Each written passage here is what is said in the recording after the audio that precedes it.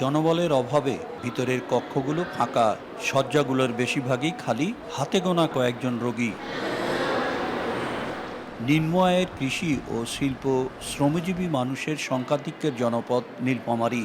এসব পরিবারের প্রসূতি মায়েদের সপ্তাহে 7 দিন 24 ঘন্টা চেক আপ, স্বাভাবিক প্রসব উত্তর সেবা, কিশোরীদের কাউন্সেলিং, পরিবার পরিকল্পনা সেবা দেওয়ার জন্য রয়েছে 5টি মা ও শিশু কল্যাণ কেন্দ্র।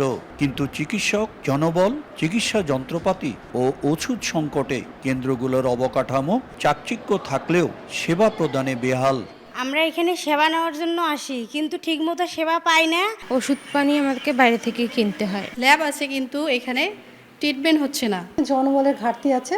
জনবল যদি প্রপারলি সঠিকভাবে হয় তাহলে সেবার মানটা বাড়বে। ওষুধ সামগ্রীগুলো অনেক দিন ধরে আসলেই সরবরাহ হচ্ছে না, বিধায় মানুষের একটু ভোগান্তি হচ্ছে।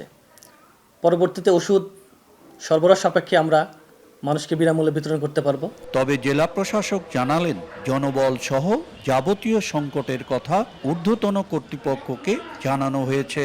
আমি কয়েকটি দেখেছি, কয়েকটি হাসপাতালে আমি ভিজিটও করেছি গত বছর এবং এবছরও করেছি। প্রকৃত অর্থে ওদের লোকবল নিয়োগ নাই, সে বিষয়টা আমরা উপরে জানিয়েছি। এখানকার ডিডি মহের সাথে কথা হয়েছে। গত 8 মাস থেকে কেন্দ্রগুলোতে ওষুধ নেই। এছাড়া 5টি কেন্দ্রে মাত্র 2 জন চিকিৎসক, পরিবার কল্যাণ পরিদর্শিকা, 323 জনের মধ্যে 230 জন সহ অন্যান্য পদেও জনবল সংকট রয়েছে। শাকির হোসেন বাদল, সময় সংবাদ, নীলফামারী।